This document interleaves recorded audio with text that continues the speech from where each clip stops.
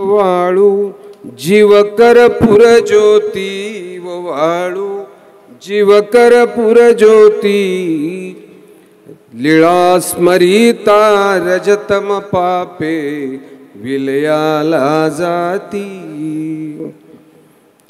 राहेर नांदेड प्रांती जीवविले प्राणी अनेक चोर खिरारी गोवारी लाहसी अरण्य महिक।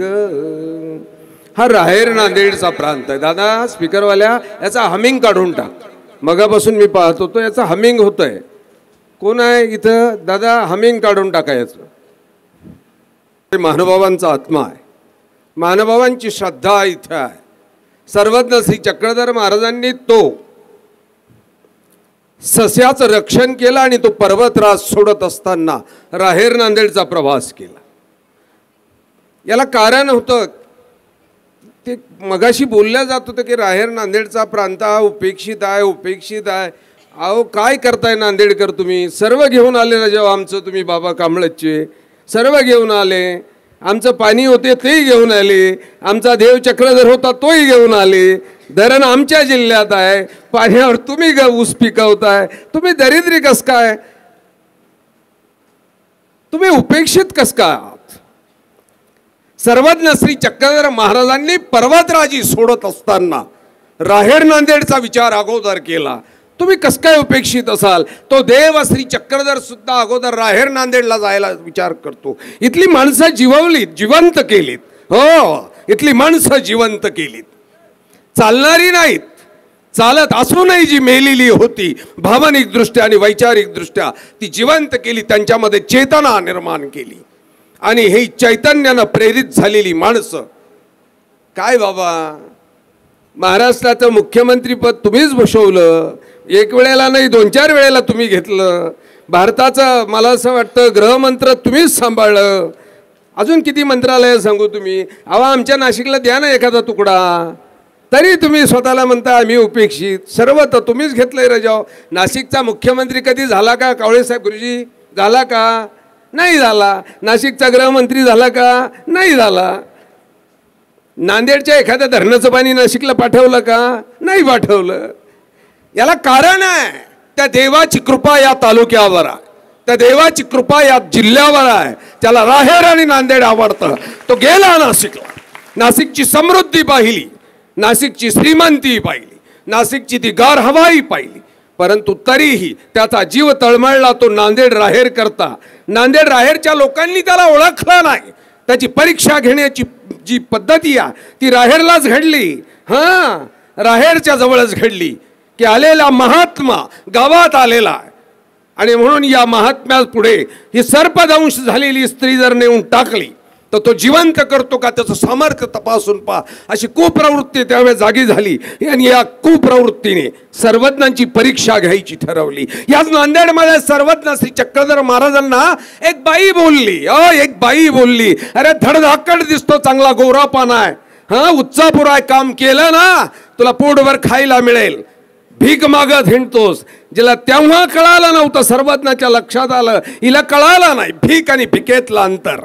भीक पोट भराय करता मागावी लागते आणि भिक्षा आत्मोद्धार करता मागावी लागते। भिकेने पोट भरतं, भिक्षेने आत्मोद्धार होतो आणि मग सर्वज्ञांनी बघावं तरी सर्वज्ञांचं प्रेम केवढं आहे ती ते म्हणत असून तिच्या गायी राखण्याचं काम सर्वज्ञांनी स्वीकारलं। तिच्या गायी राखल्या।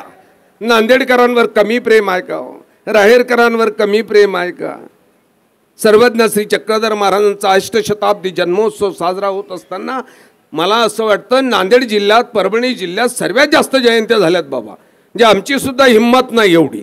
मी आता येतोय म्हणजे दुसरा कार्यक्रम आहे, तिथे मला वाटतं अफाट असा जनसमुदाय होता, धो पाऊस कोसळत होता, परंतु त्या पावसाला सुद्धा पराभूत करून ही माणसं इथं विचारानं प्रेरित होऊन आलेली होती।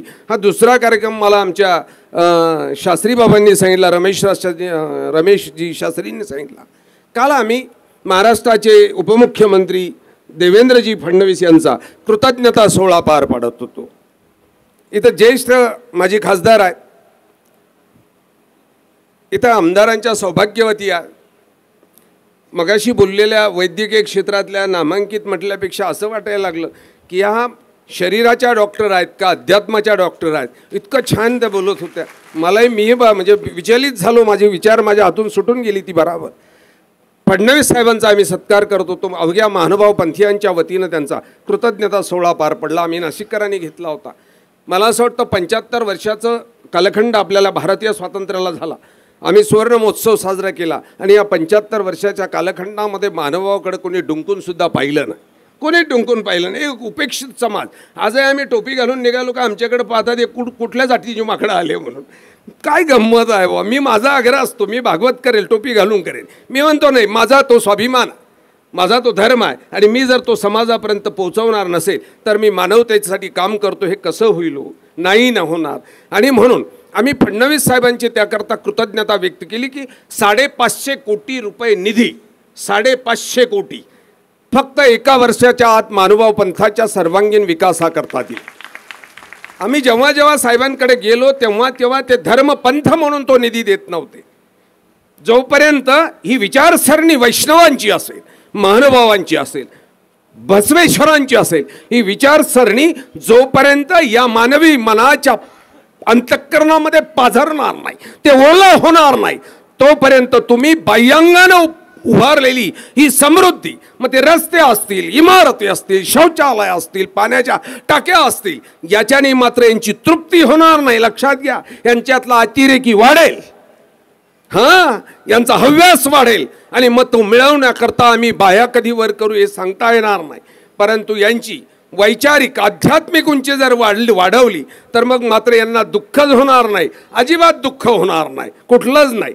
मिळालं तरी नाही, नाही मिळालं तरी नाही. कारण मिळाल्यानंतर ऊत जाण्याचा शक्यता जास्त असते, उतू जाण्याची शक्यता जास्त असते. ते उतू जाऊ नये आणि म्हणून ही अध्यात्माची विचारसरणी मानव पंथाने 800 वर्षे या महाराष्ट्राच्या मातीत जोपासली. मराठी भाषेची सेवा केली. आम्हाला मराठीचा अभिमान नाही. तुम्हाला विचार करावा लागेल. मगाशी डॉक्टर मॅडम सांगत होत्या की मराठी भाषेचं प्रेम. मॅडम आपल्याला कुठं राहिलं? आपण आता सकाळी दंडवत कुठे करतोय, नमस्कार कुठे करतोय साहेब? आम्ही सकाळी गुड मॉर्निंग म्हणतो, कानठळात दिली पाहिजे. गधड्या कसला गुड मॉर्निंग करतो? बावळ्या सकाळी नमस्कार कर ना, जय हरी कर, राम राम कर, हरे कृष्ण कर, म्हण ना काहीतरी. तुझ्या तोंडात त्या निमित्तानं देव येईल ना. गुड आणि मॉर्निंग या दोघांमध्ये कुठं देव आहे?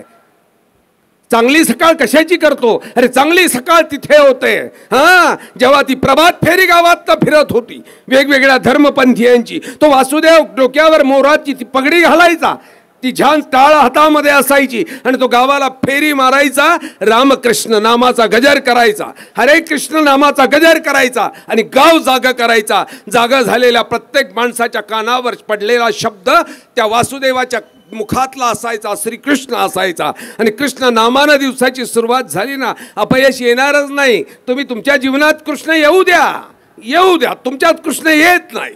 तुमच्यात कृष्ण आला ना, बघा तुम्हाला काय चैतन्य मिळतं. अरे काय संसार करता दरिद्र्यासारखा, संसार करायचा कृष्णासारखा. एक बायको करता लेखाव आणि तेवढ्यावरच नाचत बसता. करायच्या ना 16,000. काय कन्हैयाची गंमत आहे बा, आपल्याला मोठी आवडते. कन्हैया बायका सुद्धा 16,000 बा. आमची एक आहे ना, तिला सुद्धा टिकली देता येत नाही धडाची. ती आपली लावते बाथरूममध्ये, आंघोळ झाली का परत लावली, दुसऱ्या दिवशी परत 30. अरे एका दिवसाला 16,000 टिकल्या द्यायचं रे कृष्ण प्रत्येकीला. 2-2 बांगड्या भरल्या ना तर एकीला 4 बांगड्या, 16 चोक 64,000 बांगड्या घ्यावं लागायच्या त्याला. काय हिंमत आहे ना. जगायचं असेल ना कृष्णासारखा, युद्धभूमीवर एकटा उभा राहिला, निर्णय घेऊन टाकला, पराभूत होणार आहे सर्वे. भीष्माचार्यांना माहिती होतं, कारण कृष्णानं अगोदर ठरवलेलं होतं मला काय करायचं. हां, व्हायचं असेल ना कृष्णासारखं झालं जगलं पाहिजे. तुमच्या जीवनात कृष्ण असला पाहिजे बस. कृष्णाला भिकारचोट भक्त आवडत नाहीत. तुम्ही भिकारी बनून जाता म्हणून कधीच कृष्ण तुम्हाला भेटत नाही. कधीतरी तिथं बादशासारखे जा. कन्हैया पोरगा आहे तुझा, भाऊबंद आहे, गरीबासारखा येणार नाही. कसा आहे, वडाबिडा खातो का, समोसा, चल मिसळ खाऊन येऊ. कधी विचारलं? बावळ्यासारखे जाताना त्याला सांगता माझं बरं कर म्हणून. कशाला बरं करायला? अरे त्याला भिकारी आवडत नाही रे. अर्जुनाला सैला, अर्जुना गांडीव धनुष्य तुझ्या हातातनं पडताय, तुझ्या अंगाला कंप सुटलाय, तुझी पाय लटपट करतायत. कुशाला म्हणतोय मी संन्याशी होऊन जाईल. काय रजा क्लैब्यम मास मगमा पार्था, काय नपुसकासारखं तुझं हृदय करून टाकलंय. हां, तू नपुसकासारखा विचार करतोय. कर ना जरा पुरुषासारखा विचार कर. तुझं कर्म जे आहे, तुझा धर्म जो आहे त्याचं प्रतिपालन कर. तू राजा आहेस, तू राजाने राजाचा धर्माचं पालन केलं पाहिजे, नक्की केलं पाहिजे. युद्धभूमीवर तू उभा आहेस, तू माणसं मारायला उभा नाहीस, तू माणसं मारणार नाहीस, तू युद्ध करणार आहे, स्वतःच्या देशाचं स्वतःच्या प्रजेचं संरक्षण करणार आहे. राजाचं धर्म आहे तो, आणि राजानं राजधर्माचं पालन केलं पाहिजे. राजानं राजधर्माचं पालन केलं पाहिजे. तो भिकारी आवडला नाही त्याला. अर्जुन भिकाऱ्यासारखा उभा राहिला, त्याला आवडला नाही, आणि त्यानं भगवद्गीता सांगायला सुरुवात केली. आम्हाला भगवद्गीता कधी कळाली नाही, आमची भगवद्गीतेची भेट झालेली नाही. आज मात्र बघा तुम्ही, लाडकी बहीण आली ना, त्या लाडकी बहिणीशी कर्तव्य नाही. सख्या भावाला आम्ही ओवाळायला जात नाही, परंतु 1500 रुपये घ्यायला मात्र आमच्या लाईनी लागलेल्या आहेत. मावल्यांना, या मावल्यांना 1500 रुपयापर्यंत यांच्यातली बहीण जागी करा. हां, यांच्यातली बहीण जागी करा. एका द्रौपदीनं महाभारतीय युद्ध घडवलं, एकाच द्रौपदीनं महाभारतीय युद्ध घडवलं. तुम्हाला वाटतं कृष्णाने घडवलं? तुम्हाला वाटतं दुर्योधनाने घडवलं? अरे अशी स्त्री उभी राहिली पाहिजे भारताची. केसाला धक्का लावला ना, दुःशासनानं शपथ घेऊन टाकली होती, तुझ्या कुळाचा नाश करून टाकली, आणि एकट्या त्या द्रौपदीनं सर्व कुळाचा नाश केला. नाश करत असताना स्वतःची पोरं मेलीत, स्वतःची प्रतिज्ञा मागे घेतली नाही, स्वतःची पोरं मेलीत. अभिमन्यू गेला, द्रौपदीची 5 पोरं मेलीत, परंतु ती स्वतःच्या पणापासून मागे सरकली नाही. ज्या वेळेला समाजामध्ये घराघरामध्ये द्रौपदी जन्माला येईल ना, ज्या वेळेला द्रौपदी जन्माला येईल ना, कृष्ण तिचा पाठीराखा झाल्याशिवाय राहणार नाही. नक्की होईल तो. कृष्णाला द्रौपदी आवडते, सुभद्रा आवडत नाही. जन्म एका आईच्या कुदरातनं घेतलेला आहे सुभद्रेनं आणि कृष्णानं. सख्खी बहीण आहे, सुभद्रा आवडली नाही, द्रौपदी आवडली, कारण द्रौपदीला ती गोष्ट मान्य नव्हती. बघा, लक्षात घ्या, एका अबला समजून तिच्या केसाला हात घालत असेल ना, त्याचे हात तोडून टाकायची हिंमत. ही बहीण जन्माला आली पाहिजे. हा कृष्ण शिष्टाई करायला आला होता. ही वनवासातनं आलेली पांडव मागायला लागली, आमचं आम्हाला देऊन टाक. बघा तुम्ही, पांडवाचं मागणं आणि द्रौपदीचं मागणं, मावल्या मागणं असं मागा ना. हां, द्रौपदीचं मागणं वेगळंच आहे. पांडव मागणं मागत होते, आम्हाला 5 गावं तरी देऊन टाका बुवा, आम्हाला काही भांडणं करायचे नाही, युद्ध करायचे नाही, मारामाऱ्या करायच्या नाही. कृष्ण जेवत होता, कन्हैयाचं जेवण झालं आणि कन्हैया हात धुवायला बाजूला गेला. कन्हैयाच्या हातावर पाणी टाकत होती, आणि द्रौपदीनं कन्हैयाला विचारलं, कान्हा कुठे चाललास तू आज? काय चर्चा चालली होती? कन्हैया नसायला काही नाही ग सखे, दादानं सांगितलंय समेट घडवायचा, शांती घेऊन यायची. आणि मी समेट घडवायला चाललेलो आहे, शांती घेऊन येतोय. द्रौपदीने पाणी टाकता टाकता थांबली, डोळ्याकडे पाहिलं, कन्हैयाच्या डोळ्यात डोळे घातले, सांगितलं, कन्हैया तुझ्याकडचं मागणं आहे रे या बहिणीचं. बहीण भावाकडे मागण्याचा हक्क आहे, तुला बहीण म्हणून मागणं मागते. परत आलास ना, युद्ध घेऊन ये, शांती घेऊन येऊ नको म्हणून. आणि कन्हैयानं आशीर्वाद दिला द्रौपदीला, जा तथास्तु. आणि गेलेला कन्हैया बरोबर युद्ध घेऊन आलेला. युद्ध होणार नव्हतं, अजिबात होणार नव्हतं. 5 गावं देऊन भांडण मिटणार होतं, पण कन्हैयाला माहिती होतं द्रौपदीने युद्ध घेऊन यायला लावलं होतं. आणि एका द्रौपदीनं उभ्या भारतीय महायुद्धाची ती मुहूर्तमेढ रोवली. ही बहीण आता सध्या जन्माला येणं गरजेचे आहे. हां, ही बहीण महानुभाव साहित्यामध्ये पाहायला मिळते. महदंबा बहीण आचार्य नागदेवांची पाहायला मिळते. भाऊ पानाचा विडा खातो ना, तो हातातून हिसकावून घेणारी बहीण महदंबा. त्याला सांगते, नागदेवा सर्वज्ञ चक्रधर स्वामी जाऊन अजून पुरेशी 5-10 वर्ष झाली नाहीत, कुशाल पान खातोस, तुला बरं वाटतंय? हातातला पानाचा विडा हिसकावून घेणारी महदाईसा लीळा चरित्रात पाहायला भेटते. बघा तुम्ही, ही बहीण होणं गरजेचं आहे. ही बहीण तेव्हाच होईल जेव्हा ह्या वैचारिक समृद्ध होतील. मुक्ताबाईची आठवण केली तुम्ही कोणीतरी, अरे बाबा, मुक्ताईनं ज्ञानोबाला आवाज देऊन ज्ञानोबाला जागा केला. ज्ञाना उठ बा, तुला समाजाला जागा करायचं आहे, उठवायचं आहे. हा झोपलेला समाज आहे, हा हातापायानं चालतो, डोळ्याने पाहतो, परंतु प्रेतवत आहे. तू जर रडलास तर या समाजाची अस्व कोण पुसणार आहे? आणि ताटीची अभंग जन्माला आली, योगी पावन मनाचा जन्माला आला.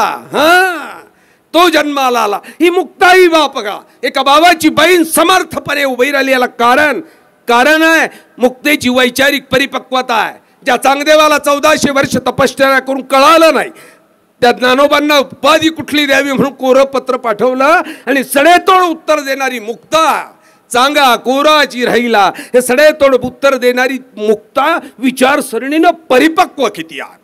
एका क्षणात उत्तर दिलं, चांगा कोराची राहिला. अरे ज्ञानोबाईला पत्र लिही आणि चांगदेव 65 लिहिल्या गेली बघा. अरे स्त्री इतकी भरभक्कम पाहिजेला आहे. हा, ही बहीण जिवंत झाली पाहिजे. तुम्ही जा शिवछत्रपतीच्या इतिहासामध्ये जा. शिवबांना घडवणारी एक स्त्री आहे, ती बहीणच आहे. जिजाऊंनी त्याच्यामध्ये ते रसायन ओतलं की 350 वर्षानंतर शिवाजी परत महाराष्ट्रात जन्माला आला नाही. एवढं रसायन त्या शिवबांमध्ये त्या जिजाऊंनी भरलं बघा. मी नेहमी गाणं म्हणायचो, आमचे शिवशाहीर कुठे आहेत काय माहिती. मामा कुठे? शाहीर मामा वा. मी नेहमी एक गाणं म्हणत असतो बघा. शिवबांच्या चरित्रातली मला ती गोष्ट, बहिणीचा विषय निघाला म्हणून मी त्यावर बोलतो आणि मी पुढे बोलायला जातो. वेळ होऊन गेलेला आहे, थकलोय आता मी. त्याचं कारण असतं की विशिष्ट वेळ आवाज काम करतो, तो नंतर तो आपोआप चिकटायला लागतो. त्याचा आवाजाचं वैशिष्ट्यच आहे. आणि आम्हा कीर्तनकारांना भागवतकारांना सवय आहे की आम्ही साधारणतः 10 ते 10:15 थांबवतो आणि तिथून तमाशा चालू होत असतो. तिथून तमाशाची वेळ सुरुवात होते. हे नाही ठरलेली आहे, अगदी परंपरा ठरलेल्या आहेत, कायदे कानून ठरलेले आहेत. 12ला वगनाट्य चालू झालं पाहिजे अगदी, आणि 4 वाजता गवळणी संपल्या पाहिजे, नियम आहे तो. त्याच्यामुळे मग आमचं कसं होतं, आता साधारणतः 10:41 झाली, थकलंय प्रकरणात. या अगोदर मात्र हवा भरून ठेवलेला फुगा होता, तो हळू आता छोटा झाला. बापूची इच्छा आहे, मामा बघा तुम्ही ते गाणं लिहिलं जात आहे, ते गाणं कधीतरी विचार केलं पाहिजे. मी म्हणायचो, मला आमच्या शाहीर मामाने सांगितलं, तुम्ही अपूर्ण म्हणताय. अशी चामुची आई असती सुंदर रूपवती, आम्ही सुंदर झालो असतो वदले छत्रपती. हा, सुभेदाराची सून लाडकी युवती मोहकती. हे शिवबांचं गाणं अवघ्या महाराष्ट्रात म्हटलं जायचं. आम्हाला लहानपणी शिकवलेलं होतं. अरे आम्ही सुद्धा अभिमानानं म्हणायचो ते गाणं की शिवबाला त्या सुभेदाराची सून देखणी तरणी पण 21 वर्षाची या शिवबाच्या सैनिकाने तो खजिना लुटत असताना तिलाही उचलून आणलं. खजिना दाखवला राजाला, राजानं पाहिला, राजा प्रसन्न झाला. प्रसन्न झालेल्या राजाच्या चेहऱ्यावरची ती प्रसन्नता पाहिली आणि सरदारांनी सांगितलं, महाराज अजून एक खजिना. महाराजांनी त्यांच्याकडे आश्चर्याने पाहिलं, आणायला खून केली अगदी, आणि तो मेना समोर आणला. राजा आश्चर्याने पाहत होते की कुठला खजिना मेन्यात बसून आणला. त्या मेन्याचे पडदे उघडले, मध्ये ती 21 वर्षाची तरणी बाण सुरंग जमा करून बसलेली होती. अल्लाची प्रार्थना करत होती, परमेश्वराची प्रार्थना करत होती, माझी अब्रू राख म्हणून. आमच्या शिवबांनी पाहिलं, गुडघे टेकवली. कथा सांगते, मला माहीत नाही काय खरी गोष्ट आहे. गुडघे टेकवले, तिला हात जोडली आणि तिला सांगितलं की बाळे, तुझ्यासारखी माझी आई सुंदर असती ना ग, मी सुंदर जन्माला आलो असतो. अशी जामुची आई असती सुंदर रूपवती, आम्ही सुंदर झालो असतो वदले छत्रपती. पटलंच नाही बा मला. मामानी मात्र मला सांगितलं बघा, आमच्या वजीरगावकर शाहिरांनी सांगितलं, बाबा हे बरं वाटतं का? मी रात्रभर विचार करत होतो. इथं वजीरगावलाच भागवताला आलो होतो, रात्रभर विचार करायचो की हे खरंच आहे, शिवबाची आई खरंच देखणी नव्हती का? मग शिवबा कुठल्या स्त्रीचा अपमान करणारा नाही, कुठल्या स्त्रीला वाईट म्हणणारा नाही. महाराष्ट्रातली तमाम स्त्री जात म्हटल्यापेक्षा दिसणारी प्रत्येक स्त्री ही शिवबांच्या दृष्टिकोनातून आई बहीण आहे. तिला चांगलं म्हणणं शिवबाच्या दृष्टीने असं काही मोठं नाही, ते कुणालाही चांगलंच म्हणतात. आईच आहे, त्यांची बहीणच आहे. परंतु यांना चांगलं म्हणत असताना माझी आई वाईट आहे असं शिवबा कसं काय म्हणू शकतील? अशी जामुची आई असती सुंदर रूपवती. जिजाऊ सुंदर नव्हत्या? ज्या जिजाऊच्या कुशीमध्ये शिवबासारखं रत्न जन्माला आलं ना, ती जिजाऊ वाईट कसं काय असू शकते? हां, ज्या कुशीत एवढं सुंदर देखणं रत्न आलं, ते रंग काळा असेल गोरा असेल महत्त्वाचा नाही, दोन्ही रंगाची चिरफाड केली ना बाबा. वेळ होतं माझ्या नंतर आमचे बाबाजी आहेत, मकर धोकड्याचे बाबाजी बोलणार आहे. त्या काळ्या आणि गोऱ्या रंगाची चिरफाड केली ना, मी स्वतः गोरापान आहे, पण मला नेहमी वाटत असतं मी काळा का नाही म्हणून. कारण काळ्या रंगामध्ये बऱ्याच छटा दडलेल्या आहेत. काळा रंग तयार करण्याकरता आणि पांढरा रंग तयार करण्याकरता विज्ञान काय सांगतं कसा करावा लागतो? काळा रंग कसा तयार होतो? काळा रंग जर तयार करायचा असेल तर काय करावं लागतं? काळा रंग तयार करण्याकरता सर्व रंग एकत्र करावे लागतात, त्यातून काळा रंग तयार होतो. गोरा रंग कसा करायचा असतो? पांढरा त्या काळ्या रंगातले सर्व रंग काढून टाकायचे असतात. जो खाली असतो तो पांढरा आहे, ज्याच्यात काहीच नाही तो गोरा आहे. तर काळ्या गोऱ्याचा विषय नाही. जिजाऊ सावळे असतील म्हणायचं नाही. कृष्ण सावळा होता, काळा होता हा नाही. जिजाबाईचा विचार, जिजाबाईने स्वप्न पाहिलं स्वराज्याचं, जिजाबाईंनी स्वप्न पाहिलं स्त्री संरक्षणाचं, जिजाबाईंनी स्वप्न पाहिलं माणसाला माणुसकीचं तत्वज्ञान देण्याचं. आपल्या पोराला शिकवलं. जो पोरगा जिजाऊच्या त्या खावणीत शिकला तो पोरगा आपल्या आईला वाईट कसं काय म्हणू शकतो? कसा म्हणेल? मी रात्रभर विचार केला. शाहिरानं सकाळी म्हटलं मामा हे गणित कसं आहे? मला नाही बाबा ते तसंच आहे. तसंच म्हटलं शिवबा, परंतु ती पोरगी म्हटली हे समाजापुढे आलं नाही. ते आलं ना मग कळणार आहे. ती मुस्लिमाची पोरगी नाही, ती फक्त पोरगी आहे, स्त्री आहे, एवढं महत्वाचं आहे. त्या मुलीला म्हटलंय, त्या मुलीला मेन्यातनं खाली बाहेर काढलं. शिवबांनी सांगितलं हिचं खना नारळानं ओटी भरा, हिच्या सासर माहेरला पोचवा. शिवबा परत फिरले आणि परत फिरलेल्या शिवबांना ही मुलगी, मुस्लिमाची मुलगी निश्वास सोडून हात जोडते. परत फिरलेल्या त्या पाठमोऱ्या आकृतीच्या त्या शिवबांना हात जोडते आणि ही पोरगी बोलते, बघा तुम्ही या पोरीचं बोलणं खऱ्या अर्थानं मावल्या हो, तुम्ही शिकला पाहिजे. हा विचार तुमच्यात आला पाहिजे, नक्की आला पाहिजे, नक्की आला पाहिजे. आज 1500 रुपये शासन देत असताना तुम्ही एकच विचार करता. आज सध्या 2 महिन्यानं इलेक्शन आहे, घेऊन टाका, पुढे पाहू, बंदच होणार आहे. ए बाबा रे, हे सतत चाललं पाहिजे. ज्यांनी दिलं ते दीर्घायुष्य झाले पाहिजे. हो, येणारा प्रत्येक राज्यकर्ता हा दीर्घायुष्य राहायला पाहिजे, सद्बुद्धी त्याच्या ठिकाणी जिवंत राहिली पाहिजे. ही विचार आमची असली पाहिजे ना. आम्ही तोकड्या विचाराची लंगडी माणसं का बरं असा विचार करतो की 2 महिने घ्या पदरात पाहून पाहू पुढं काय करायचं ते. हे वेड्या, अरे तू चिरायू होण्याचा विचार करणार रे, त्याला चिरायू होण्याकरता त्याला दिशा दे ना. ती मुलगी उतरली पाठमोर्यात, शिवबांच्या त्या पाठमोऱ्या आकृतीला हात जोडले. शिवबाची ती वाणी ऐकता वदे सुभेदार सून. शिवबांनी सांगितलं तुझ्यासारखी माझी आई सुंदर असती ना, मी सुंदर जन्माला आला असतो. त्या शिवबांचं वाक्य ऐकलं आणि त्याला प्रत्युत्तर ही मुलगी देते, शिवबाची ती वाणी ऐकता वदे सुभेदार सून.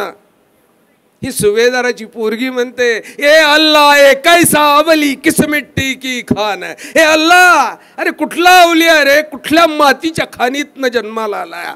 ए अल्लाह ए कैसा अवली किस मिट्टी की खान. धन्य शिवाजी माँ तुम्हारी सलाम मेरा कहना.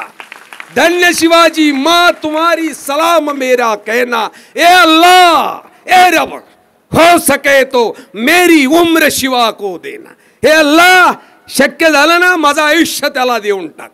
अरे ही बहीण जन्माला आहे ना, ही स्त्री जन्माला आहे ना, महाराष्ट्राच्या मातीत गरजेचा आहे.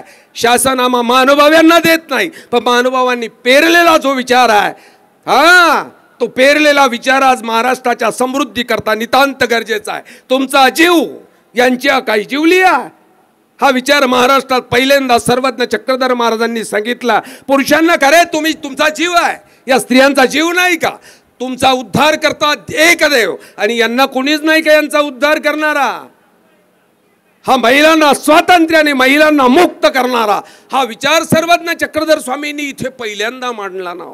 अंधश्रद्धेने भरकटलेली माणसं, हा प्रत्येक गोष्टीला ताईत, प्रत्येक गोष्टीला अंगारा, प्रत्येक गोष्टीला दुपारा करणाऱ्या या लोकांचा हा असलेला अंधश्रद्धेवरचा तो भाव कमी करताना सर्वज्ञ किती छोट्या गोष्टींचा वापर केलेला आहे. राहेर नांदेड हे त्याला साक्षीदार नाव. विष्णू स्वामीची घटना सर्वज्ञ सांगतात की हा विष्णू स्वामी गावातला मोठा संत होऊन बसला.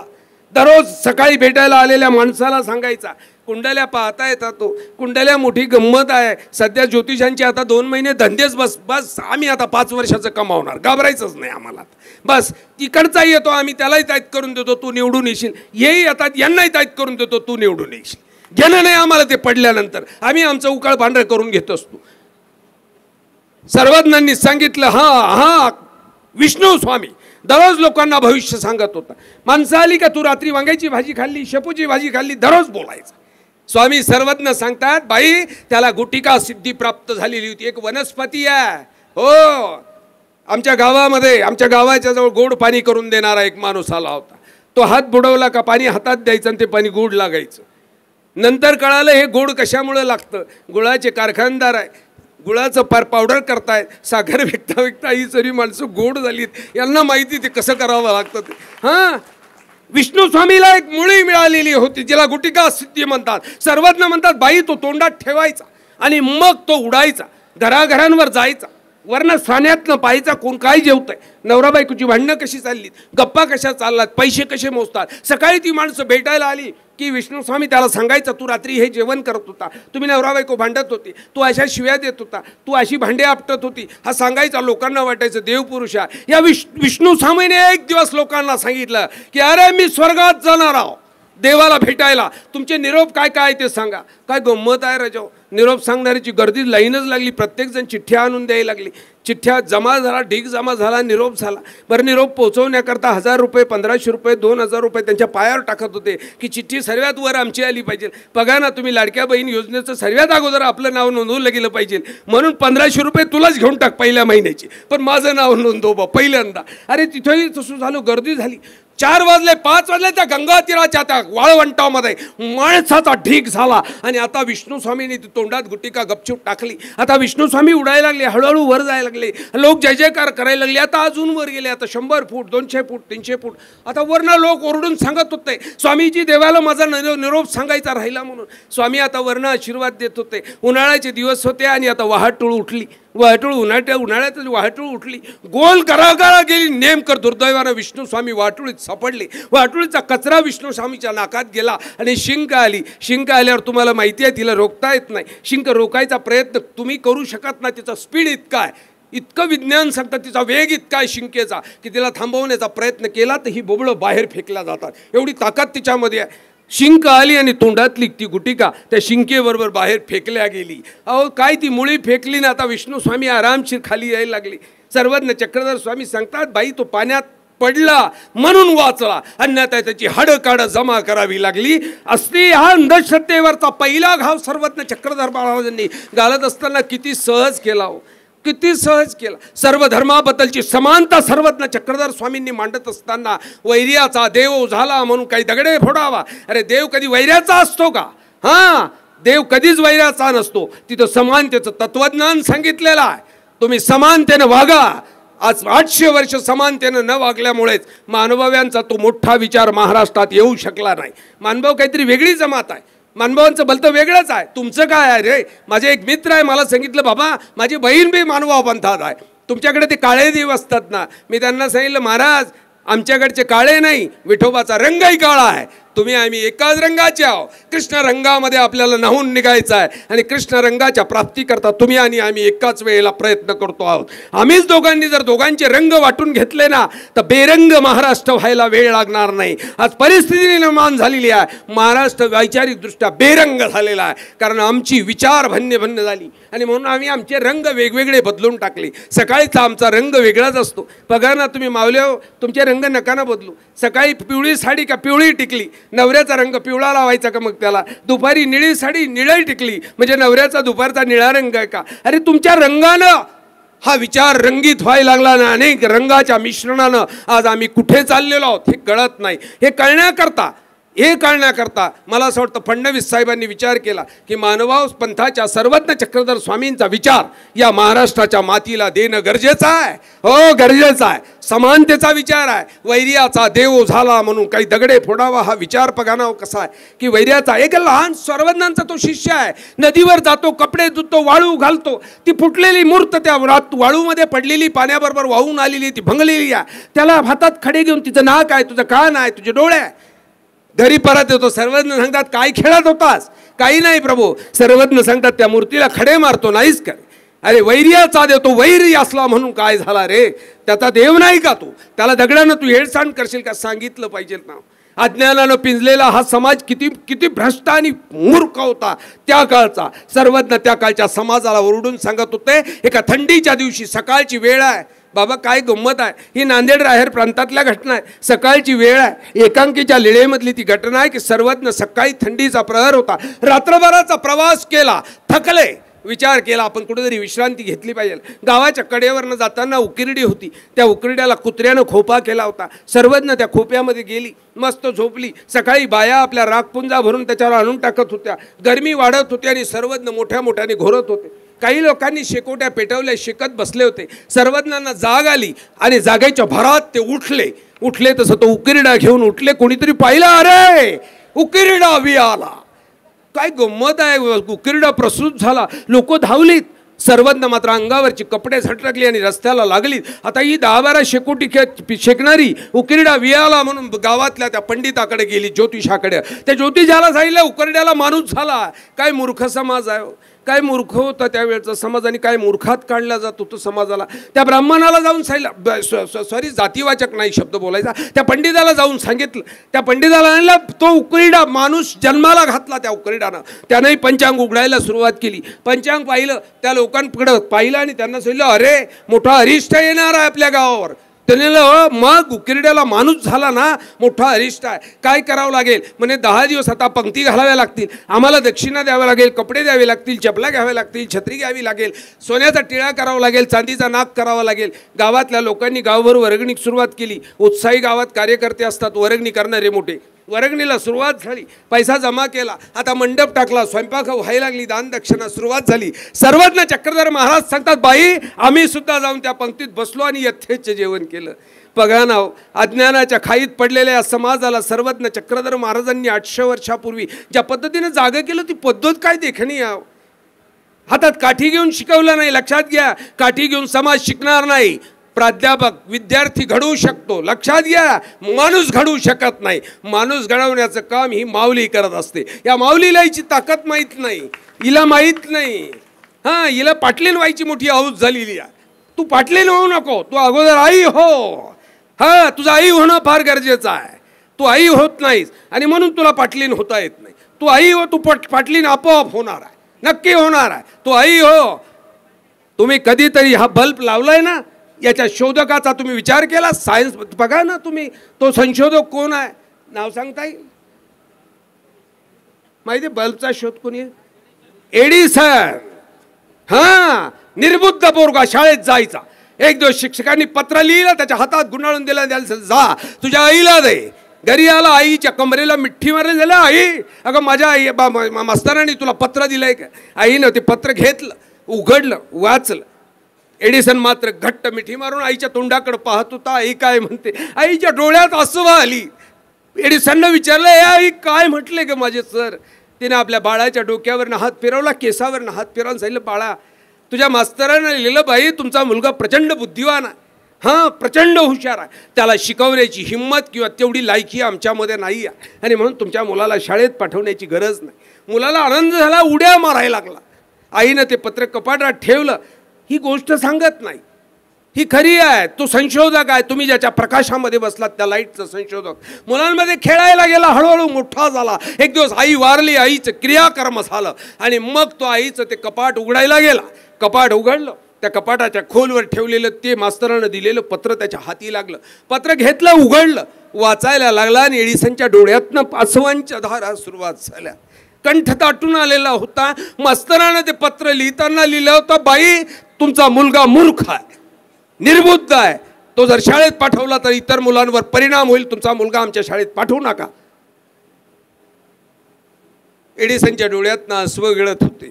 एका आईनं एडिसन नावाचा संशोधक तयार केला, कुठल्या शाळेनं नाही, कुठल्या प्राध्यापकानं नाही, कुठल्या मास्तर नाही, कुठल्या कोचिंग क्लासेसनं निर्माण केला नाही. आईनं फक्त त्याच्या केसावर हात फिरवला आणि एडिसन जन्माला आला. त्याच्या एकट्याच्या जीवनात प्रकाश अंधार पडणार होता. त्या एडिसननं अवघं जग उजळून काढलं. हे अवघं जग उजळून काढण्याची ताकद या माऊलीमध्ये आहे. हिला कळालं पाहिजे. या माऊलीला जागं करण्याचं सर्वज्ञ श्री चक्रधर महाराजांच्या त्या लीळा चरित्राच्या पानावर जाऊन बघा. हां, जाऊन बघा. नाव तुम्ही हिंदू धर्मीय लोक आहात. हां, हिंदू धर्मीय लोक आहात. महानुभावांना 800 वर्ष तुम्ही उपेक्षित ठेवलं, परंतु महानुभावांनी मात्र महाराष्ट्राचं ऋण कायम ठेवलेलं आहे. सर्वज्ञांनी सांगितलं महाराष्ट्रीय असावे, तुम्ही महाराष्ट्रात असलं पाहिजे. परंतु याचबरोबर महाराष्ट्राची संस्कृती आणि वैभव जसंच्या तसंच जपलं पाहिजे. यावरही सर्वज्ञ चक्रधर महाराजांनी आपल्या शिष्यांना शिकवणूक दिली. बघा, तुम्ही ज्या ज्योतिर्लिंग नमस्कार करायला जाता ना, मानभावाचं भलतंच वाईट बा, ती या देवाचा प्रसाद घेत नाही, त्या देवाला हात जोडत नाही. का बरं रे बाबा, तुझा काय एवढा आग्रह? प्रत्येकाचं व्यक्ती स्वातंत्र्य. त्याला नाही खायची साखर, त्याला नाही खायचा पेढा, त्याला नाही पाहिजे तुझं खोबरं, तुझा तेवढाच का बळजबरी? त्याला आमची इच्छा आहे तू दारू पिऊ नये, तू सोडतो? आमची इच्छा आहे तू बिड्या पिऊ नये, तू सोडतोस. आमची इच्छा आहे तू बाईला शिव्या देऊ नये, सोडतोस. आमची इच्छा आहे तू पत्ते खेळू नये, सोडतो. तुला सर्व चालतं. मानभावानी मात्र आमचा प्रसादच घेतला नाही. मानभावाचं भलतंच वेगळं. अरे वेड्या, ज्या ज्योतिर्लिंगाच्या पाया पडण्याकरता घरनं नाटक करून निघतो ना, हां, अवघं घर तुला पोहोचवायला येतं. काय तुझी शानच असते बा, मस्त सजून निघतो. सरे तुला पोहोचवायला निघतात जसं काही तू कारगिलच्या युद्धावर चालला, आता भारत जिंकून आणणार आहे. पहा ना तुम्ही त्याचं कौतुक. त्याला बामची बाटली, डोक्याची गोळी, पायाची डुबली, जुलाबीची गोळी, ताण लाडू, भूक लाडू, मोबाईल, फुकटचं सिम कार्ड, फुकटचं त्याला टॉक टाईम, एवढा नाटक करून तू दिंडीला निघतो बावळ्या, वेडास. त्या ज्योतिर्लिंगाचा इतिहास वाचला? वाच. सज्जनो, मला रमेश शास्त्रीने बोलवलं होतं. मी थकलेला खूप होतो, पण रमेश शास्त्री हा माझ्या परंपरेतला, ही नवी परंपरा आहे आमच्या पंथातली कीर्तनकार आणि प्रवचनकारांची. रमेश अतिशय सुंदर प्रवचन करतो. माझं या पोरांवर प्रेम आहे. मला असं वाटत असतं ही मी ठीक आहे, माझ्या जवळपास ती बिचारी येत नाही, स्वभाव थोडा सटकेला, परंतु माझं प्रेम आहे की ही पोरं कीर्तनकार झाली पाहिजे, ही प्रवचनकार झाली पाहिजे. प्रवचन कीर्तनानं यांची पोटं भरतील हे महत्त्वाचं नाही. मानभाव संन्याशाला पोट भरायची काळजीच नाही, अजिबात नाही. बाबा कपडे मागितले तुम्ही यांना, न्यायचा प्रश्न आहे, दिवजे न्यायची कशी. आता मानभाव संन्याशाला पोट भरायची चिंता नाही, कारण त्याला देवानं झोळी दिलेली आहे. आणि देवानं सांगताना त्याला सांगितलं तू राजकुमार आहे, हा भिक्षा राज्यबाई, तू राजा आहे, तू राजकुमार आहे, तू काळजी करू नको. परंतु या समाजाचा उद्धार करण्याकरता आणि समाजाला प्रगल्भ करण्याकरता कीर्तनकार प्रवचनकारांची गरज आहे. रमेश आमच्या परंपरेचा, त्याचं कीर्तन मी वारंवार कुठे कार्यक्रमाला असलो, रमेश आला की मी कोपऱ्यात बसून ते ऐकत असतो. मला असं वाटत असतं ही पोरं या प्रवाहात निघाली पाहिजे. रमेशचा फोन आल्यानंतर नाही म्हणता आलं नाही, अन्यथा मी 12 वाजता संपलं. सकाळ एक तिकीट कॅन्सल झालं रात्री 10चं आणि मग सकाळचं केलं. गाडी अशी गमतीची मिळाली ती तपोवन की आम्हाला दिवसभर तप करायला बसून ठेवलं. झोपायलाच जागा नाही, स्लीपर कोचच नाही त्याच्यात, त्याच्यामुळे बसून आले तप करत. ती तपोवन उद्याही तसं जाय. खूप बोलायची इच्छा होती तुमच्याशी, खूप. तुमच्या भागातली नेते सुद्धा मला आवडतात. नको ना राजा, तुमच्या भागातली नेतेही मला आवडतात. आमच्या भागातल्या नेत्यांना वेळच नाही ताई साहेब. एवढा वेळ कुठं बसता तू? ठीक आहे, ते चिरडेबाबासारखे एखाद्या एंगरटला बसतात, त्याला कारण असतं. ते चिरडेबाबा भडगळ बोलून मोठा परिणाम करत असतो. कानेराज बाबासारखी माणसं असतात. कानेराज बाबांसारखी माणसं ही क्रांतिकारक आहेत. 800 वर्षानंतरचा पहिला मोर्चा कानेराज बाबा, येलेराज बाबा, आमचे कांबळेचे बाबा, महानुभाव पंथाच्या इतिहासातला आहे. बरोबर आहे ना बाबा? असंच आहे ना? गोपीराज बाबा या लोकांनी पहिला मोर्चा काढला. हां, बोलायचं खूप होतं तुमच्याशी, थकलोय. फक्त एक, नेते मोठे गमतीचे आहेत. मला गुरुजींचं मोठं कौतुक वाटतं बा. मी काल परवाही म्हटलं होतो, मागे घेणं देणं नाही. मी इथून उतरलो की माझी त्यांची भेट होत नाही, आणि तेही बिचारे, त्यांनाही काही ज्योतिष भविष्य पाहायचं नाही, अंगारा लावून घ्यायचं नाही. परंतु ते आल्यानंतर पूर्ण प्रवचनाला बसतात, पूर्ण कार्यक्रमाला स्वतःचा हार आणि तुरा घेतला आणि ते तडातडा निघाले. अर्धी सभा उधळून लावली अशी कधी घडलेली नाही. माझ्या भागवताला आली. मग माझी खासदार आलेले आहेत, त्यांचं वय पाहता त्यांनी इतका वेळ बसायला नको असं मला पहिल्या क्षणापासून वाटत होतं. परंतु ती जाग एकाग्रतेनं बसली. त्यांचं बसणं ही तरुण कार्यकर्ते मुकाटपणे बसलेली आहेत. खासदार साहेब जर उठले असते ना, वृद्ध उठले तर भगवद्गीतेचा नियमच आहे, यद्यदा चरती श्रेष्ठ तत् देवे तरोजन. तो श्रेष्ठ जसा वागत असतो तसेच त्याच्या पेक्षा लहान असलेली लोक वागत असतात. त्यांनी त्यांचं बुजुर्गपण जपलं. या मावल्या जशाच्या तशा बसलेल्या आहेत. आम्हाला कूलर असून सुद्धा गरम होतं. पुढून मागे गेलो. तुम्ही मावल्या कशा बसला असाल? माझी बोलायची खूप इच्छा होती, परंतु थकलं आहे रजाव. एक थकण्याला एक सीमा असते. माणसानं काम करायचं किती. रमेशचं माझ्यावर प्रेम आहे. रमेश मला म्हणतो अजून 10 मिनटं तरी बोला, आणि जे बोलत होतो रमेश आता तेच विसरून गेलो. परंतु एक लक्षात घ्या, महानुभावांचा हा विचार तुमच्यापर्यंत पोहोचला पाहिजे. तो पोहोचला नाही तर तुम्हाला लक्षात, तुम्ही माळकरी होऊ नका हो, काहीच नाही. आमच्या देवाला तुम्ही माळकरी झाला पाहिजे आग्रह नाही. तुम्हाला संन्यास देण्याकरता सर्वज्ञ चक्रधर महाराज महाराष्ट्रात फिरले नाही, तुम्हाला माणूस बनवण्याकरता फिरलेले आहेत. हो, तुम्ही माणूस बना, मनुष्य मात्र होऊ नये असावे. तुम्ही माणूस व्हा फक्त, बस. तुम्ही माणूस झालात का दैवत्वाला प्राप्त होणार आहेत. कारण माणूस माणसामध्ये देव अवतरतो, लक्षात घ्या. तुम्ही माणूसच झाला नाही या, तुमच्यात माणूस जन्माला येत नाही आहे. माणूस मागणारा देव माणूस मागणारा देव, माणूस मागणारा संत या महाराष्ट्राच्या मातीत कान्याकोपऱ्यात फिरला. तुम्ही माणूस झाला पाहिजे. तुम्ही मनुष्य मात्र होऊन असावे. तुम्ही मनुष्य मात्र झालात की तुम्हाला प्राणी मात्रावर दया करण्याची बुद्धी समजेल. तुम्ही माणूस असलात की तुम्ही बलात्कार करू शकणार नाहीत, तुम्ही वाईट नजरेने छेड काढू शकणार नाहीत, अपमान करू शकणार नाहीत, तुम्ही मद्यप्राशन करू शकणार नाही. तुम्ही माणूस नात, तुमच्यात माणुसकी जन्माला आली पाहिजे. तुम्ही विचाराने तुम्ही दरिद्री नाहीत, तुम्ही श्रीमंत आहात, तुमचा विचारही श्रीमंत आहे, परंतु तुमच्या विचाराला ग्रहण लागलेला आहे. ग्रहण लागल्यानंतर चंद्राचं तेज संपुष्टात येतं, तो राहू त्याला खाऊन टाकतो. आमच्या अविचार नावाच्या राहूनं आमचं तेज नष्ट केलं. माणसासारखी दिसत नाहीत आम्ही, लक्षात घ्या. नानोबांचा या चालत्या फिरत्या माणसांवर भरोसा नव्हता. वैष्णव मंडळी, नानोबांनी सांगितलं, मी सांगितलं ना हे गदडे भलतंच लिहून ठेवतील. ज्ञानेश्वरी लिहायची होती. नानोबांना माहिती होतं मी माणसाला एखाद्याला मदतीला घेतलं आणि मी कोण आर्य सांगितलं का तो तिकडे कार्य लिहून ठेवेल. आणि म्हणून नानोबांनी त्या स्मशानातल्या प्रेताला उठवलं, त्याला सांगितलं तुझ्यावर विश्वास आहे, उठ. प्रेत उठलं आणि त्या प्रेतानं ज्ञानेश्वरी लिहिण्याकरता मदत केली. बघा तुम्ही, त्या प्रेताला माणुसकी आलेली होती, माणसातला माणूस संपलेला होता. तो माणूस, त्या माणसाच्या विचाराला राहूचं ग्रहण लागलेलं आहे. तुकडोजींचं एक गीत अतिशय देखणं तुकडोजी म्हणतात, कधी येशील मनमोहना पहाण्या भारत आपुला पुन्हा पहाण्या भारत आपुला पुन्हा भारता ग्रहण लागले अति गुलाम जन झाले. आम्ही गुलामगिरीत जगन जगल्याचं शिकलेलो. आम्ही पैशाचे गुलाम, बायकोचे गुलाम, कुत्र्याचे गुलाम, मांजराचे गुलाम, बैलाचे गुलाम, या गाडीचे गुलाम. 50 लाख रुपयाची गाडी घेऊ शकतो आम्ही, परंतु आम्ही ड्रायव्हरचे गुलाम असतो. तो आम्हाला नाचवत असतो. आम्हाला गुलामी करायची सवय आहे. आणि तुकडोजी सांगतात या भारतातल्या माणसाला गुलामीची सवय लागून गेलेली आहे. भारता ग्रहण लागले अति गुलाम जन झाले तोडण्या येई बंधना पहाण्या भारत आपुला पुन्हा पहाना भारत आपुला पुन्हा. ही गुलामगिरीची बंधनं, इंग्रज गेलीत म्हणून गुलामगिरीची बंधनं तुटली नाहीत, कारण त्या गुलामगिरीनं आम्हाला गुलाम म्हणून राहायची सवय झालेली आहे. आमचा स्वतंत्र विचार आम्ही मांडायला तयार नाही आहोत. सर्वज्ञ श्री चक्रधर महाराजांनी स्वतंत्र विचार इथे मांडला. स्वतंत्र विचार मांडला. मातंगाच्या हातातला लाडू घेणारा 800 वर्षापूर्वीचा एक संत आहे. महाराष्ट्राला कळालं नाही की स्पृश्य जाती भेदाच्या भिंतीला जोरात धक्का मारून कोसळून टाकणारा सर्वज्ञ श्री चक्रधर महाराज तेव्हाचा हा अवतार ईश्वरी पुरुष ज्याला मान्य नव्हतंय. हा मातंग सकाळी सकाळी आला, सर्वज्ञांच्या शिष्याला निरोप दिला, देवाला मला भेटायचं आहे. अरे मातंगाची महाराची भिलाची अवस्था कशी केलेली होती या समाजानं. हो, खूप दिवस लागले हो बाबासाहेब आंबेडकरांना धर्मांतर करण्याकरता, खूप दिवस लागले.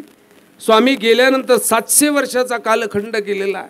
700 वर्षानंतर बाबासाहेब आंबेडकर या समाजाची उपेक्षा पाहिल्यानंतर रडले आणि धर्मांतर करून टाकलं. 700 वर्षापूर्वीचा काळ किती भयानक असेल हो. त्यांच्या गळ्यात मडकं बांधून दिलं होतं, बाहेर झाडणी बांधून दिलेली होती. यांनी चालताना सुद्धा झाडणीने यांच्या पाऊल खुणा पुसल्या पाहिजे. यांनी थुंकायचं असेल मडक्यात थुंकायचं. यांनी धर्मशास्त्राचा शब्द कानाने ऐकला ना, यांची कानामध्ये शिस गरम करून ओतून टाकायची. तेव्हाची जातीय व्यवस्था फार भयानक होती. ज्ञानोबांचे वडील आणि आई दोघांनी विवाह केलेला आहे, धर्ममान्य विवाह. त्याने मनानं संन्यास घेऊन टाकला. पण संन्यास सोडत असताना ज्ञानोबांच्या वडिलांनी विठ्ठलपंताने मनाने कपडे उतरवले नाही. बायकोची आठवण आली म्हणून घरी पळून आले नाही.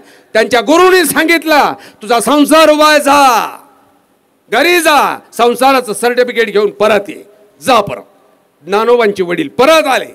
विठ्ठलपंतांनी रुक्मिणी देवीच्या संसारातनं जन्माला आलेली ही फुलासारखी मुलं त्यावेळच्या समाजानं मात्र सांगितलं ही भ्रष्ट संतती आहे. यांचं तोंड पाहिलं तरी आम्ही भ्रष्ट होतोय, आम्हाला विटाळ होतोय. बघा ना समाज व्यवस्था किती भयानक होती त्यावेळच्या.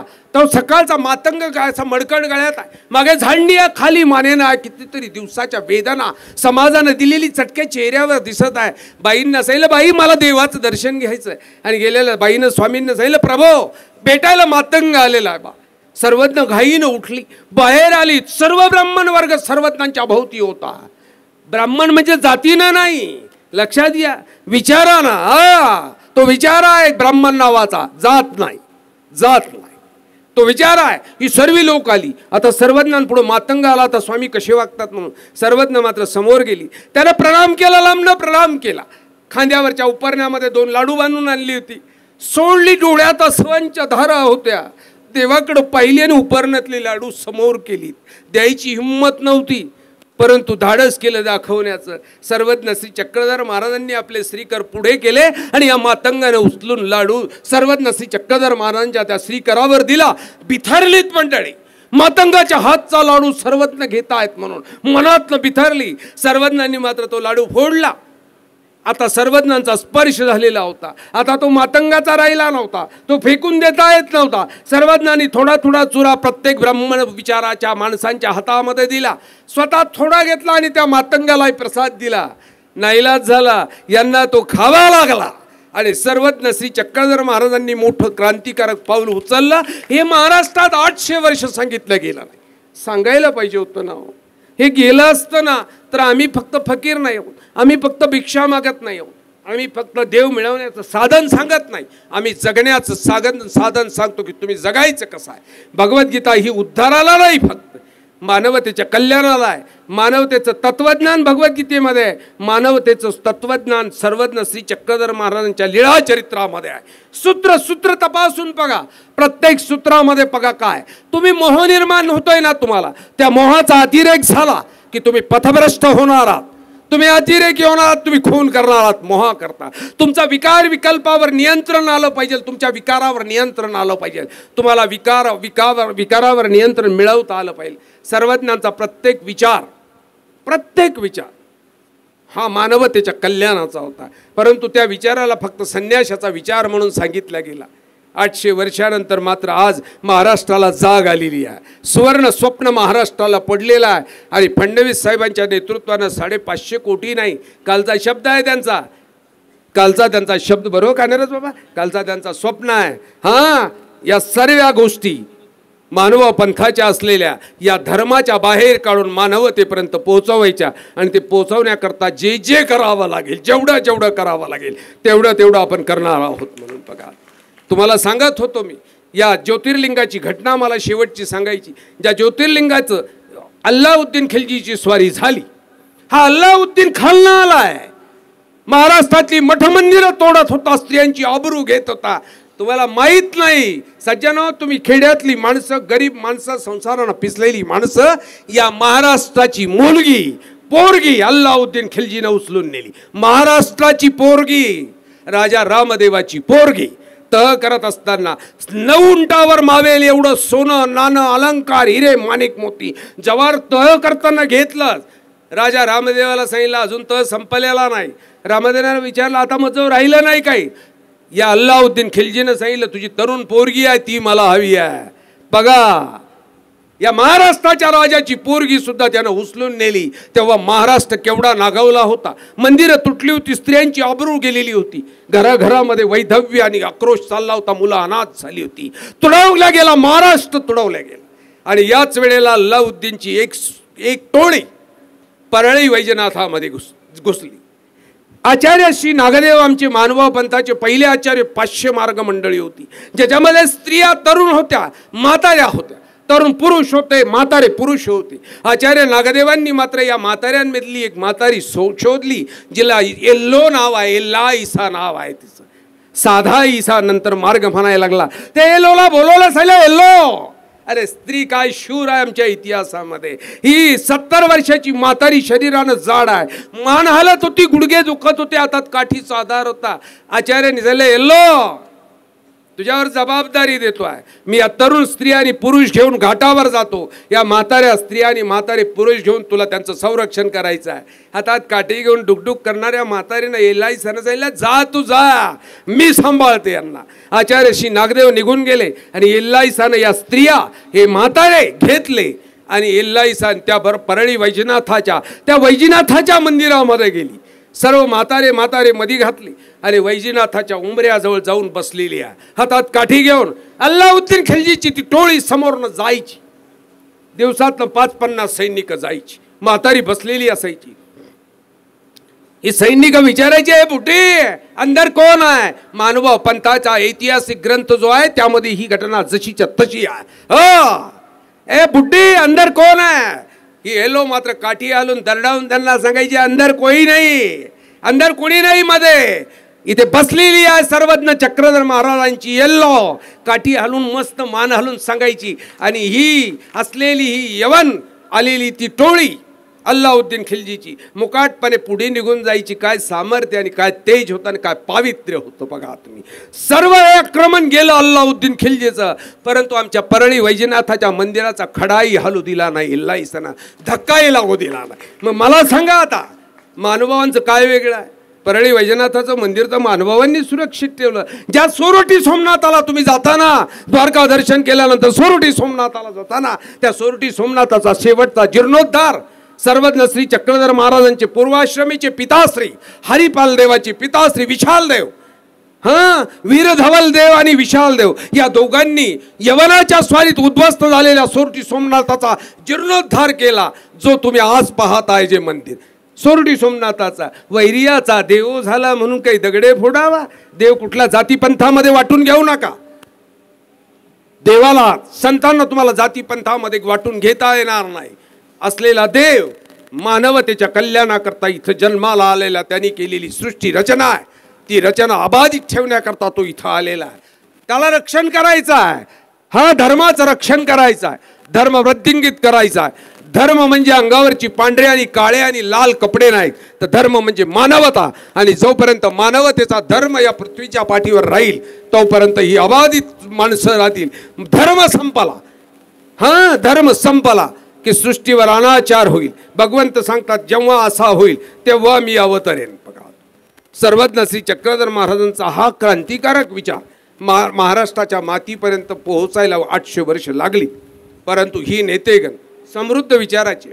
मला वाटलं नाही आमच्या नांदेड जिल्ह्यातली कुठली संत मध्ये मी चव्हाण साहेब होते मध्ये आलो, यांनी मात्र धर्मपंथ पाहिला नाही. खऱ्या अर्थानं मगाशी आमचे रमेशराजजी सांगत होते की बा यांनी 25,000 दिले, त्यांनी अमुक केलं, त्यांनी तमुक केलं. शास्त्री बाबा खऱ्या अर्थानं कर्तव्य त्यांचंच आहे. ते समाजाला केवळ संडास बाथरूम रोड रस्ते नळं देऊन भागणार नाही, त्याच्याने समाजाची उन्नती होणार नाही. यांना वर्षातनं याची सुद्धा खुराक देणं गरजेचं आहे.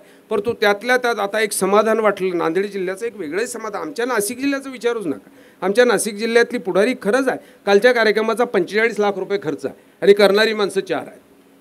करणारी माणसं 4 आहे, 45 लाख रुपये खर्च आहे. आमची नाशिकची ठीक आहे. परंतु मला नांदेड जिल्ह्याचा एक अभिमान वाटायला लागला की इलेक्शन आलं. प्रत्येकजण म्हणतं इलेक्शन आलं आता ही पुढारी लोक कार्यक्रम घेणार आहेत. हे बाबा रे यापूर्वी आम्ही इलेक्शन पाहिली, पण इलेक्शन आलं का ढाब्यांवर पार्ट्या सुरुवात व्हायच्या, पोरांना मिसळ पार्टीची पार्टी व्हायची, 90च्या पार्ट्या व्हायच्या. हे पहिलं इलेक्शन आलं की आता मात्र सर्व नेते मंडळी कोणाला भागवत कथा दिल्या जाते. कारण 2-4 आमदाराच्या तर भागवत कथा मी केल्याच होता. आत्ता चालूच आहे माझा धंदा सध्या जोरात.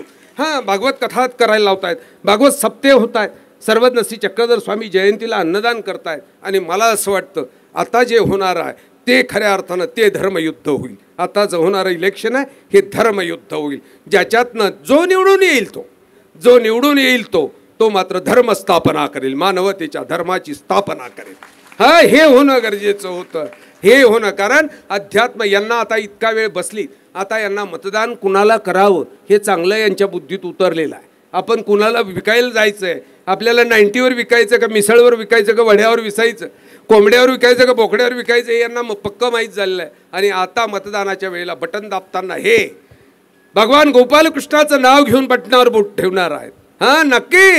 नक्की कृष्णाचं नाव घेऊन बोट ठेवलं ना बटनावर ते बरोबर योग्य जाऊन पडणार आहे आणि योग्य माणसाची निवड होणार आहे. हा जो नेत्यांमध्ये जो बदल झाला, आणि म्हणून यांना कधी आता पुढारी म्हणू नका, यांना नेते म्हणा. पुढारी शब्द बाबा संस्कृतचे जाणते आहेत. आमचा राजू दादा बी आलेला आहे. हे सर्गी पंडित म्हणजे रे मी अडाणी माणूस रे, काय आम्हाला हे तुंतून दिलंय देवानं दिले, कसं काय चालतंय काय माहिती. सध्या मात्र तेजीत आहो, वेळच नाही, अजिबात नाही. तेजीत गंमत आहे. इंदोरीकर बाबाची ना आमची एकदम तेजीत गंमत. ते 2-3 दिवसाला वाजवतात, मी दिवसाला 1 वाजवतोय सध्या. तेजीत आहे. पण ही विद्वान माणसं आहे, हा साहित्यावर अभ्यास आहे. पुढारी शब्दाचा अर्थ चांगला नाही. तुमच्या पुढे उभा असलेला जो क्षत्रिय शत्रू म्हणजे पुढारी, बरोबर बाबा असंच आहे ना. अरी म्हणजे शत्रू, पुढं म्हणजे तुमच्या पुढे उभा असलेला जो शत्रू आहे तो पुढारी. नेता ही नेते आहेत, समाजाला ऊर्ध्वगतीनं नेणारे आहेत, समाजाला विकासाच्या दिशेनं नेणाऱ्या, समाजाला समृद्धीच्या दिशेनं नेणाऱ्या, समाजाला देवाच्या दारात नेणारी लोक आहेत. आता महाराष्ट्रामध्ये मंदिरांची संख्या वाढली, आता लोक धार्मिक झालीत. आता शासन प्रत्येक मंदिराच्या पुढे सभागृह करून देत आहे. शासनाचं काम शासन करत आहे. त्या सभागृहामध्ये बसून पत्ते खेळायचे का ज्ञानेश्वरी वाचायची हा आपला मुद्दा आहे.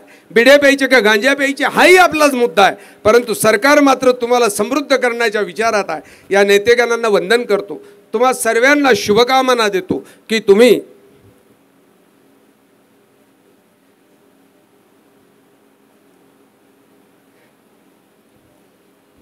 समृद्ध व्हावं, तुम्हाला दीर्घायुष्य मिळावं, या महाराष्ट्राच्या मातीचं सेवा करण्याचं सौभाग्य तुमच्या पदरी पडावं. परमेश्वर श्री कृष्ण महाराज, सर्वज्ञ श्री चक्रधर महाराज तुम्हाला आशीर्वाद देऊ शुभचिंतन करतो.